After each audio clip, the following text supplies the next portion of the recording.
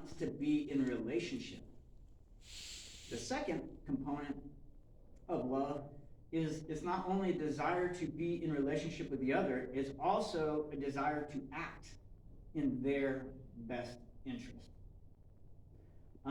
Sometimes a desire to be in relationship with another can be very selfish, but here Paul is talking about desiring to be in a relationship with God and others, but in a way when we're looking at others that we're wanting to act in their best interest. And then lastly, if we were to summarize those first 2 points, it's just to be more others-centered and less self-centered. So we desire to be in a relationship, and we desire to act in the other's best interest. I would like to give you what I think is a fantastic example of this that comes from just heartbreaking stories coming out of Ukraine. I was surfing the news. Every day I will, at some point in the morning, sit down, and I have 5 or 6 tabs on my browser computer for news, and I'll just go look at the headlines going down each one, because some have become so far right, others have become so far left. I want to see it all together and see who's covering what headlines are being covered, what's standing out. And as I came across one of the news sites, it was entitled Pictures of Love. And what it was is, as people are fleeing the country, you have this request by the government of Ukraine that if you're an able-bodied man, please stay and fight, because our country is about to be erased and taken over by the Russians. And so they're asking the men to stay back and fight. And these are, some of these men are in their 70s, 80s, they're walking with a cane. They're giving them a gun and saying, sit over here, and if they come around, shoot. The younger men, they're teaching them how to use shoulder-fired missiles and other things. If the tank comes around, send it. But the point is, the men are being asked to stay back and fight, and many of the women and children are being asked to clear out because bombs are falling and people are dying, and if you can leave, you should leave. And so there are all these pictures of families getting to the border, saying goodbye to each other, where the women and children went on, and the husbands turned around and went back. And it's those last moments, it's a photographer capturing all these couples at the border, getting ready to separate and go their separate directions, and very likely, a great majority of these people will never see each other again. Many are going to be killed, and are being killed right now as we speak. The battle for Kiev, it's heating up. The Russians have encircled it, and this next week is going to be a key week in what unfolds after it. So all this to say is, I was going through these pictures, and you would see just these couples with their foreheads pressed together, or these families all knelt down and just hugging, and just tears, pouring down everybody's face. And I looked at that as I was studying this, and I thought, what a great example of love, because the 2 key defining characteristics are present in every one of these pictures. Number 1, desire to be in a relationship. You could tell they really wanted to be together. They didn't want to be separated. And yet, even though that was the case, there's also a desire to act in their best interest, which means you all need to get out of the country and others need to stay and fight. And so you saw both those components in all of these pictures, and it was just heartbreaking. But it was also an excellent illustration of what love actually is. It's wanting to be together and in a relationship, but being willing to act in the best interest of the other, even if that means going separate ways. Now, how do you know if you are growing in love? Because this is Paul's prayer. He says, and this is my prayer, that your love may abound more and more. So, how do we know if our love is abounding more and more? He answers this with the next part of that sentence in verse 9. If your love is abounding more and more, then what's going to be produced is more knowledge and more depth of insight. This is what he says, that your love may abound more and more in knowledge and depth of insight. Now, we've seen Paul praying for more love. Now he's praying for more knowledge and insight. And so when we talk about this knowledge and insight and start to ask the question, what is this knowledge? What is this insight? The answer is pretty straightforward. the knowledge he's talking about and the insight he's talking about is spiritual knowledge. He's not saying, I hope your math skills improve all of a sudden as you love more. He's talking about things in the spiritual domain. He's talking about things that are connected to and related to being in relationship with God and in relationship with each other. You know that your love is growing if you are increasingly able to see life from a spiritual point of view. There's a lot of point of views that you can embrace. In fact, there's a myriad of them out there today. What he's talking about is a spiritual point of view. And when it comes to seeing things from a spiritual point of view, the first thing to recognize is that there is a spiritual side of life and that there is a spiritual war going on. Spiritual warfare is a very real thing. And Paul speaks of this in Ephesians chapter 6, verse 12. You don't have to turn there. Let me just read this passage to you. He says, "For our struggle is not against flesh and blood, but against the rulers, against the authorities, against the powers of this dark world, and against spiritual forces of evil in the heavenly realms." That's pretty clear. If we are growing in our love for God and our love for others, what's going to happen is we are going to have greater knowledge and greater depth of insight from a spiritual standpoint. We're going to be able to go through life and navigate it more effectively because our perception has been refined and sharpened. And we can see not just the outcome of what's going on, but we can begin to see some of the things kind of behind the curtain and understand what some of the motivations and impulses that are moving people in society and relationships, because we're looking at it from a spiritual perspective. I'm reminded of when I was trained early on in my faith to share the gospel. I went through this program for several years that taught you how to do it, and you had to turn and teach others how to do it. And one of the things that came out of it was one of the people who were in the program with me said that every time he meets a person, he reminds himself when he looks at that person has a soul and it's going somewhere. And he trained himself to just start thinking that way. When he met, someone at work, when someone rear-ended him, he had to get out and deal with a traffic incident, and he had to do any of this stuff, it was looking at the person going, they have a soul. How is my interaction with them going to impact their spiritual life? Going to impact their soul. Anyways, point number one, in terms of this greater knowledge and insight, is that we recognize that we are in the midst of a spiritual war. The fact that our society is consumed with consumption and materialism and money and power and all these different things must not blind us to the fact that we are ultimately spiritual creatures with bodies, and there is a spiritual war going on. And that brings us to the next point, or the next part of this point, which is, because there is a war going on, the ability, or the need, I should say, for discernment is absolutely critical and imperative. The ability to tell the difference between what is right and what is wrong. Something our society has just completely gone off the rails with. They can no longer tell simple things like male from female, right?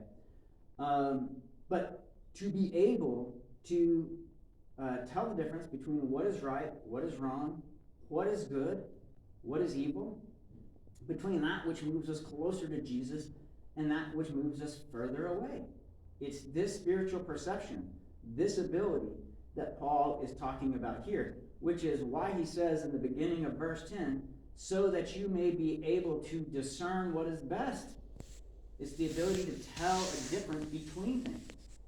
I read a quote not too long ago from a Catholic writer who I read his stuff, it's really good.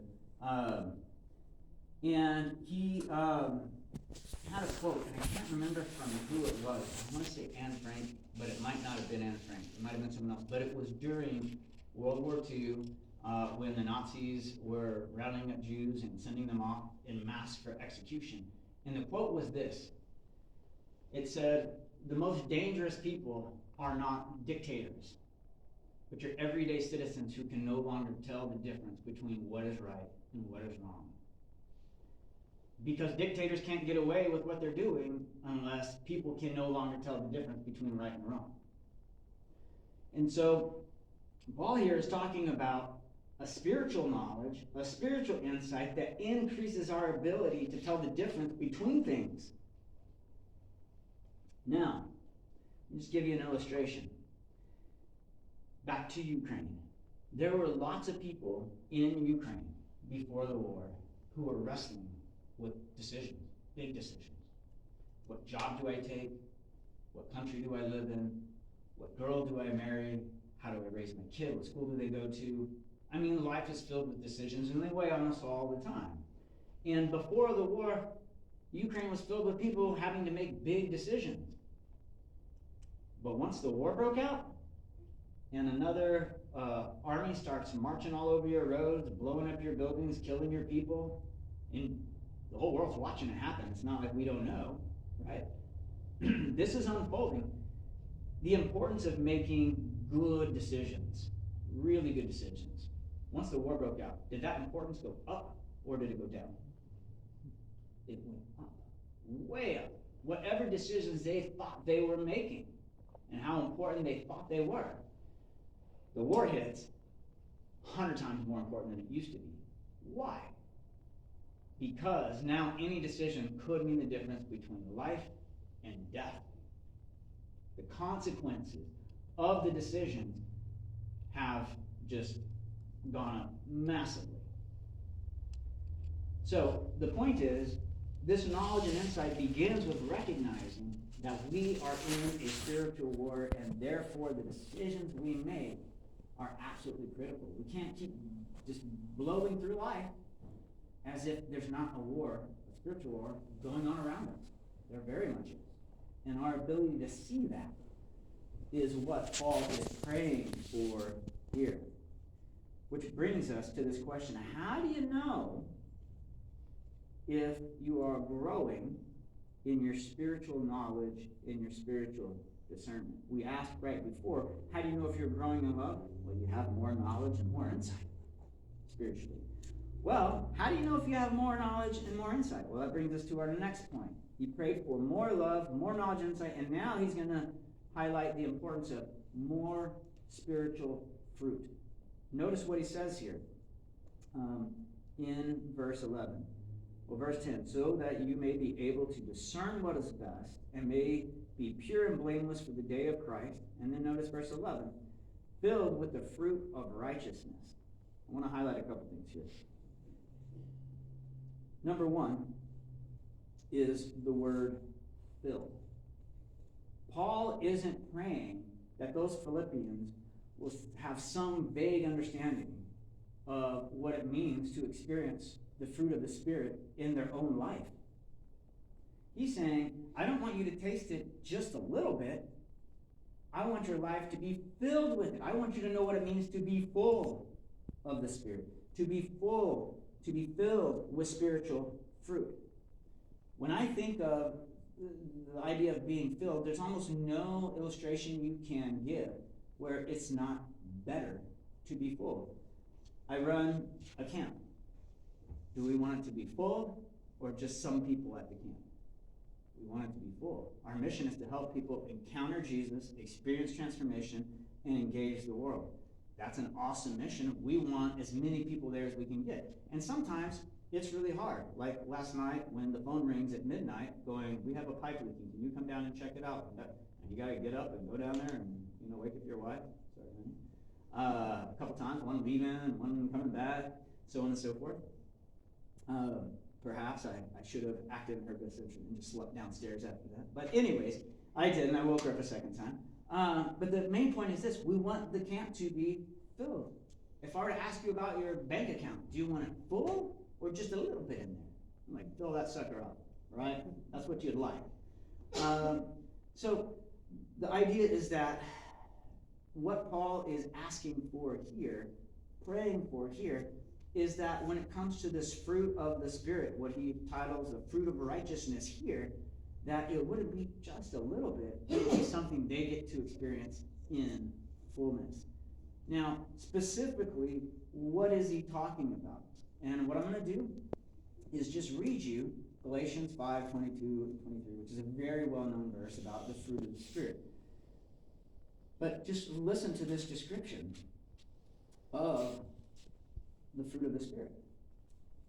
But the fruit of the Spirit is love, is joy, is peace, is forbearance, is kindness, is goodness, faithfulness, gentleness, and self-control.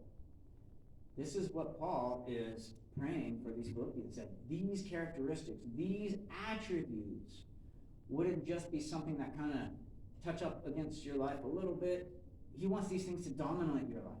He wants us to have these attributes so filling our lives that if you were to ask someone close to you to say, describe this person. And if you ask my wife this, she would not describe me this. If you ask my kids this, they would not describe me. I'm a work in progress, big time.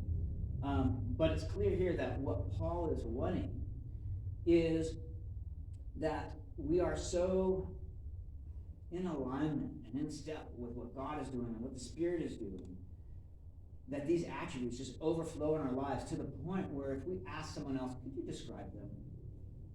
Ideally, they would go, let me tell you about them. They're loving, they're joy-filled, they're peace-filled, lots of patience, lots of kindness, lots of goodness, they're gentle, they're self-controlled. Now, I don't know about you, but that's a really high standard. I'm lucky if I get, 2 or 3 of those at the same time, much less a life filled with them all the time. But that's the goal. And I remember when I was in Japan on Command Fleet Activity Sasebo, this Navy base down there in Japan. Our whole family was over there. It was a great time. I had a good friend there named Sergio. And me and Sergio met in church, and he actually became a believer in our congregation there. His wife was already a believer, and she kind of drug him there. And over time, he started seeing the light, so to speak, and I shared the gospel with him. And one day, he said, I just want to make sure that I know the Lord. I want to make sure you do too, And so we prayed, and he let the Lord into his life. And we started hanging out a good bit. And one of the things Sergio did is he took sailing classes in the bay there that we lived on. It was one of the things the military would offer families and service members for free. And you just had to make appointments. But they had all these little sailboats. And one time he said, Troy, I want to invite you out so I can show off my new sailing skills. You're going to love this. It's so cool.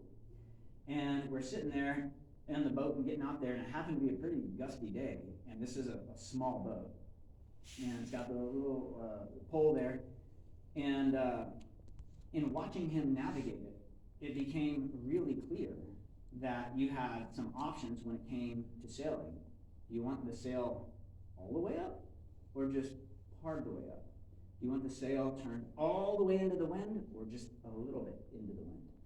And depending on how you answered those two questions, the boat went in very different directions.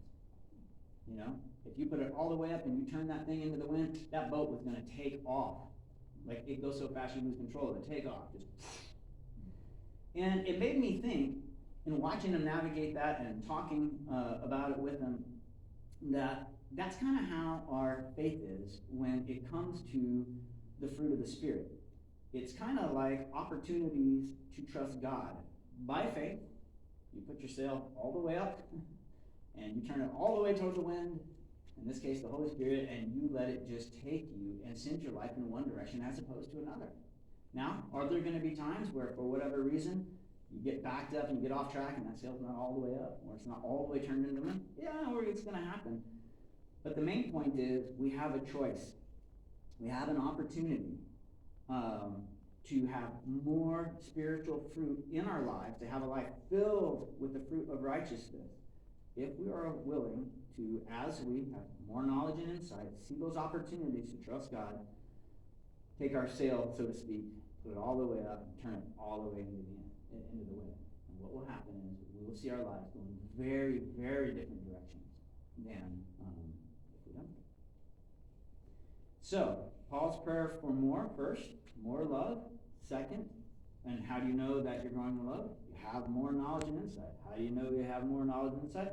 More spiritual fruit. And this leads to the last thing. When there is more spiritual fruit, we give more glory to God. And this is what he ends our little passage with. I'll just read it from beginning to end. This is my prayer, that your love may abound more and more in knowledge and depth of insight, so that you may be able to discern what is best, be pure and blameless for the day of Christ, filled with the fruit of righteousness that comes through Jesus Christ. And what is the last sentence? Part of it. To the glory and praise of God. Now, I'm going to take us back to the beginning here. I began this sermon with an illustration about that trip in college when we went and connected with that church and we prayed bigger and better. Right? The Apostle Paul understands that that is the human heart. It wants, and it never stops wanting. Doesn't matter how much you give it, it never stops wanting. And therefore, the key is to lock it on the one thing that can actually satisfy it and fill it. And that is living a life for God's glory and not our own, which is the perennial struggle, right? All through life. What is your life about? Is it about you? Or is it about the Lord? And it's a constant battle. It's a constant putting that sail up and keep turning it into the wind. Why? Because there's a war going on around us. But the point is this. There is nothing bigger that you can do with your life than turn it toward the Lord. There is nothing better you can do with your life than turn it toward the Lord. Why? Because that is the purpose for which you are made. Anything other than that is smaller and worse, not bigger and better. Even though the world and their upside down values, which cannot tell the difference between right and wrong or basic things anymore, are going to tell you, no, it's not about the Lord. It's about some other thing. But bigger and better for a Christian is locking our hearts onto the Lord and serving his purposes, which is the very purpose for which we were made. And what does that all bring? It brings more glory and praise to God. Now, I was told this morning that because of the time change, I got to preach for 2 hours instead of 1. But I don't even think I made it halfway there. But we are now finished with this first introductory section in the book of Philippians. And so with that, let's go ahead and conclude with a word of prayer. Please bow your heads.